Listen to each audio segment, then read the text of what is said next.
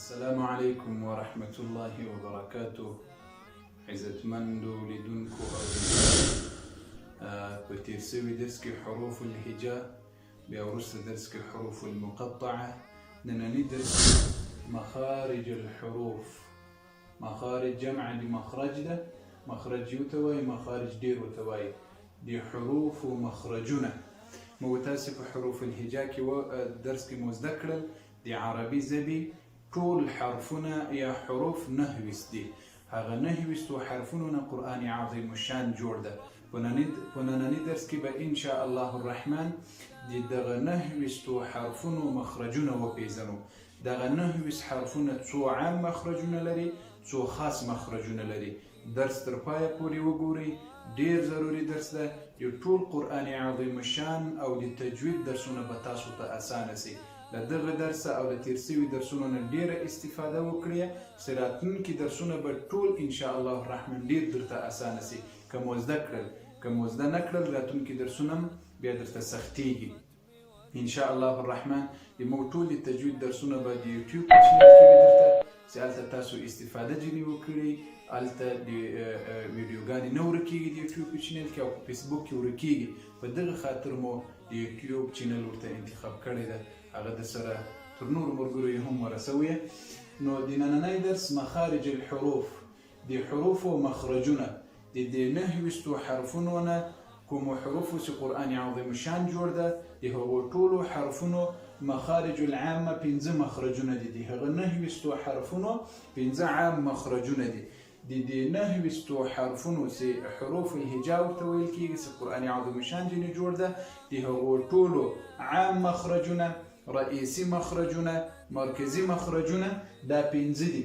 اول الجوف، دوم الحلق، دریم لسان، څلورم الشفتان، پنځم الخيشوم. دغه 5 مخرجونه دا عام مخرجونه دي د 9 حرفونو. په دغه 5 عامو مخرجونو کې دننه داخل کې بیا 11 مخارج الخاص دي. المخارج الخاصه د 9 حرفونو چې حروف الهجاء دي او قرآن عظیم الشان ځینې جوړ ده. داسې مختصر زده کړئ. د دې ټولو حروفو 5 عام مخرجونه دي چې الجوف، الحلق، اللسان، الشفتان، الخيشوم. او 11 خاص مخرجونه دي. دغه 11 مخرجونه په داخل دي دغو عامو مخرجونو کې دي. اول مخرج الجوف. جوف د ستوني خالي منطقې، فارغې منطقې ته ورسره د حلق بعضې منطقې ته ویل کېږي. الجوف معناه مذکر د خولې فارغې خالي منطقې ته او د ستوني کمه حصه ورسره. ښه، د الجوف مخرج کې کوم مخارج؟ حروف المد. حروف المد 3 دي، واو، الف او یا. واو، الف او یا دا زده کړئ. الف، واو، یا. الف، واو، یا دا 3 د مد حروف دي. دغه 3 سره حروف او مخرج چې ده الجوف ده. الجوف يخرج منه حروف المد.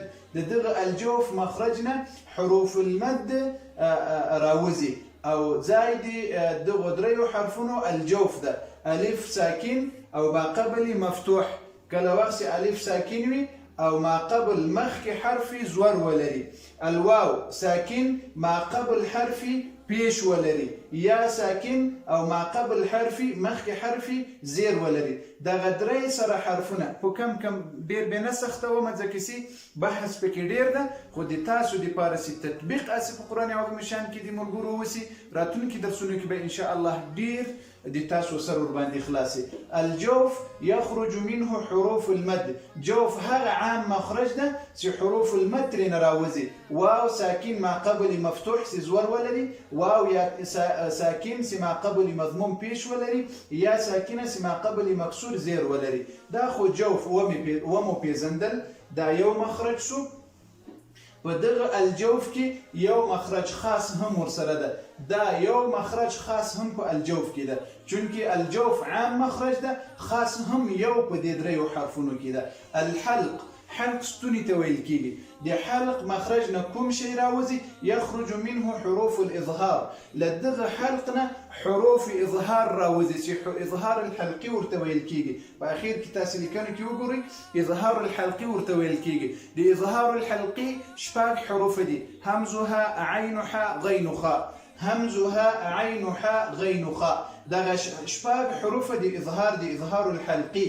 دغه اظهار الحلقي دغه شپږ سره حرفونه لمخرج الحلق سي عام مخرج د ترې راوځي. بیا په دغه د الحلق په عام مخرج کې بیا دغه شپږ حروف په درې خاصو مخرجونو باندې تقسیم دي. مخارج الخاص بیا په حروف اظهار الحلقي سي ورته ویل کیږي. دغه خاص بیا درې مخرجونه دي په دې کې. ګوري دا خو مو وپېژندل الجوف مسأله خو خلاصه شوه. د الحلق هغه حلق چې له دنه راوځي حروف الاظهار. آیا په دغه حلق کې بیا نور مخرجونه هم شته؟ ځکه چې دغه خاص مخرجونه بیا په الحلق بیا په دغه شپږو حروفونو کې درې خاص مخرجونه دي: اخیرنی مخرج، منځنی مخرج او اول مخرج په ستوني کې. اخیرنی مخرج په ستوني کې، منځنی مخرج په ستوني کې، اولنی مخرج په ستوني کې. همزها، عینها، غینها. دغه شپږ سره حروف او مخرج عام حلق ده. بیا دغه شپږ حرفونه بیا په دې کې درې مخرج خاص دي: همزها د ستوني اخیرنی حصه، همزه ها د ستوني اخیرنی حصه، عین او حا د ستوني منځنی حصه وسط، او غین او خا د ستوني اولنی حصه. دا یو مخرج، دا دوم مخرج خاص، دا دریم مخرج خاص، دا څلورم مخرج خاص. دا خو مو اوس وپېژندل. الحلق يخرج منه حروف الاظهار.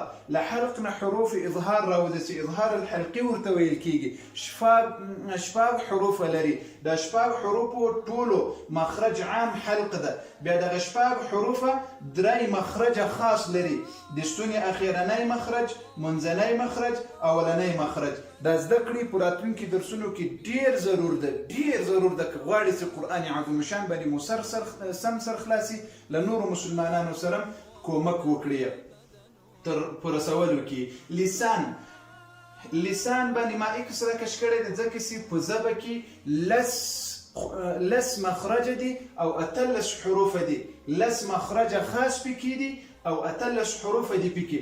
دا به بیا سبا ته مستقل درس په دې باندې ان شاء الله درکم. نن دغه څلور مخرجونه عام زده کړئ. شفتان شونډې مخرجان لأربعة أحرف. دو مخرج دي د شونډې په حروفونو کې. د شونډو حروف څلور دي: فا با میم واو. دغه څلور حرفونه د شونډو حروف ورته ویل کیږي. په شونډو کې ادا کیږي. په دغه څلورو حروفو مخرج عام څه ده؟ شفتان د شونډې دي. بیا په دغه څلورو حرفونو کې دوه مخرج خاص هم شته. د دغو خاصو مخرجونو په دغو څلورو حروفو کې دوه مخرج دي: فا ځانته مخرج لري، با میم واو بیا ځانته مخرج لري. د فا مخرج لاندې د باطن شفه السفلى. د لاندې شونډه بیا د لاندې حصه د شونډې دای مخرج د فا. ګوري پا په قرآن عظیم شان کې نسته. پا لکه مو تاسو پښتو کې پاسې ده، لیکن د عربي فا. د انسان په خولو کې غاښونه چې دي دغه څلور غاښونه دې ته ثنایا ویل کیږي. دا دوه پورته غټ او دا دوه لاندې غټ دې ته ثنایا غاښونه ویل کیږي. پورتنی وته ثنایا علیا ویل کیږي، لاندنی وته ثنایا سفلا ویل کیږي. د فا په مخرج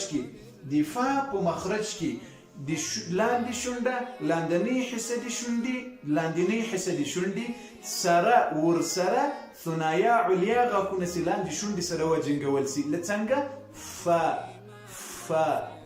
فا. دا خو د فا مخرج شو. با میم تنطبق الشفتان. دواړه شونډې به سره جنګول کیږي. لکه با میم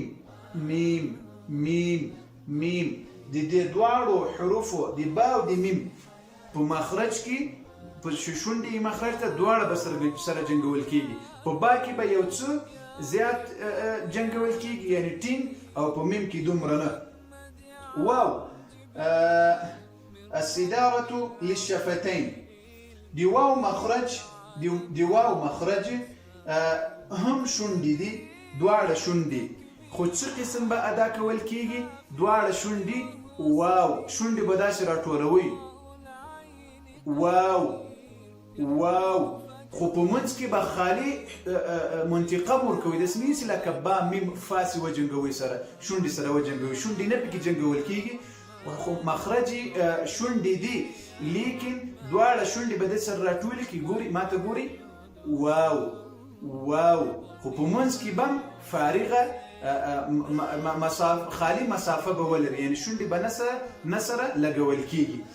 دغه څلور حرفونه د شونډو د مخرجي شونډې دي د دغه څلورو حرفونو ف با میم واو د دغه څلورو حرفونو مخرج عام شونډې دي. بیا په دغه څلورو حرفونو کې دوه مخرجونه خاص دي چې د فا ځان ته مخرج د با میم واو ځان ته مخرج طریقې تاسو زده کړله په دغه شکل باید ادا کړل شي. خیشوم په خیشوم کې نور هیڅ شی نه ادا کول کېږي الا الغنه یخرج منه الغنه له خیشوم نه فقط غنه ادا کول کېږي لکه ان وخت کې نون ادا کوي میم ادا کوي ل دې دواړو سره به ل د فازي کې به صوت لازمي ور سره پیدا کوي ځکه چې د خیشوم وظیفه هم ده چې فقط په غني په وخت کې به د صوت به ول کېږي ان ګوري ام د خیشوم وظیفه د نون او د میم په وخت ادا کولو کې له خیشوم نه هم کار اخیستل دا اسانه ده د خیشوم لیکن د نورو کې کوشش وکړئ دا خو مو وس زده کړل الله رب العالمین دې تاسو ته اجر درکړي. اوس په دغه پنځو حرفونو په دغه پنځو مخرجونو چې عامه مخرجونه دي څو مخرجونه خاص پکې ویل حروف المد یو درې مخرجونه چې اخیرنۍ وسط او اول درې مخرجونه په اظهار الحلقیه حروف الاظهار کې یو درې څلور او په شفتانو کې څو دوه دا شپږ مخرج شو او یخرج منه الغنه د خیشوم یو مخرج چې غنه ده غنه به پکې ادا کول کېږي دغه و مخرجه له دغو خاصو نسي ولس دي دغه و مخارج مو نن دلته تاسو ته در زده کړل عام مخرجونه خو مو تاسو زده کړل د عام مخرجونه 5 دي الله دې اجر درکړي چې زده کړي بیا په دغه عام او 5 مخرجونو کې دغه ولس خاص مخرجونه د نن پکې دي لکه دغه کې حروف المد کې یو مخرج د خاص په حروف الاظهار کې درې مخرج دي چې څلور شو په شفتان په څلور حرفونه د شونډو دي دوه مخرج لري د شپږ او خیشوم یو مخرج د غنې ده دغه و مخارج مویل سلس مخرجونه خاص په زبه پوری تړاو لري په زبه خیر خواته لاندې خواته اخیرنی خواته د سر خواته ادا کول کیږي سلس مخارج زبی لري سبب ان شاء الله الرحمن د دغه ټولو مخرجونو چې په زبه پوری اړه لري هغه به سبا درس کې تاسو ته وایو دا درس تر نورو مسلمانانو مو رسوي خو په غوري ادا زده کړی مجموعه د نن درس شي سو مخارج الحروف د حروف او مخرجونه نهوستو حرفونه قرآن عظیم شان جوړ دا نهوست حرفونه ټول 15 عام مخرجونه لري جوف حلق لسان شفتان الخيشوم بیا په دغه عام او 15 مخرجونه کې دغه ولس خاص مخرجونه هم د نن دي چې دلته مو وویل په دغه کې زده کې لکه د نن سیمه تاسو ته تکرار کړل په سبا درس کې د زدي سلس مخارج پاتې کیږي هغه به ان شاء الله په سبا درس کې تاسو ته درکړو په الله مسپارم زده کړئ کوشش وکړئ د نورو ملګرو سره کوشش وکړئ ورته وایي رسوي د راتلونکي درسونو له موږ سره اوسئ او د راتلونکي درسونو زده کړې ته ځانونه اماده کړئ چې حفظ د قرآن کریم را روان ده نظره را روانه ده د تجوید نور قواعد او احکام را روان دي په الله مسپارم والسلام علیکم ورحمة الله وبرکاته